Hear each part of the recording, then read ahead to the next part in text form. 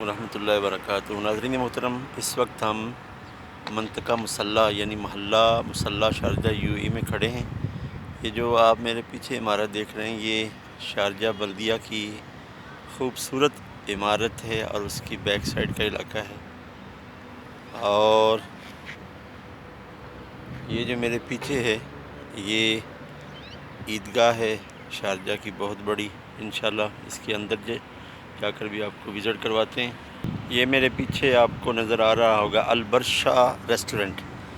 پاکستانی کھانوں کا مزہ لینے کے لیے البرشا ریسٹورنٹ منطقہ مسلح شارجہ یو اے میں تشریف لا سکتے ہیں۔ گرمی کی شدت اس وقت یو اے شارجہ میں بہت زیادہ ہے، اس لیے آج میں نے چشمہ پہنا ہے۔ کمنٹ میں بتائیے گا کہ چشمہ اچھا بھی لگ رہا ہے کہ نہیں۔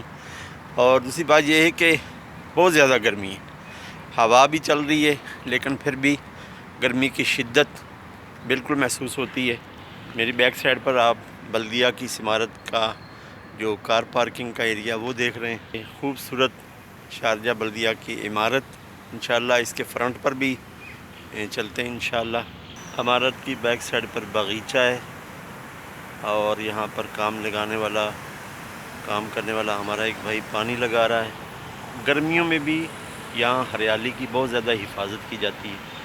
اور میرے بیک پر یہ جو آپ یہ والی عمارت، بہت بڑی عمارت دیکھ رہے ہیں، یہ اتصالات کی بلڈنگ ہے۔ جیسے پاکستان میں پی ٹی سی ایل ہے، اسی طرح یو اے ای میں گورنمنٹ کا جو ادارہ ہے انٹرنیٹ کا، ٹیلی فون کا، ڈیجیٹل کیبل سروس کا، تو یہ اتصالات شارجہ کی بلڈنگ ہے۔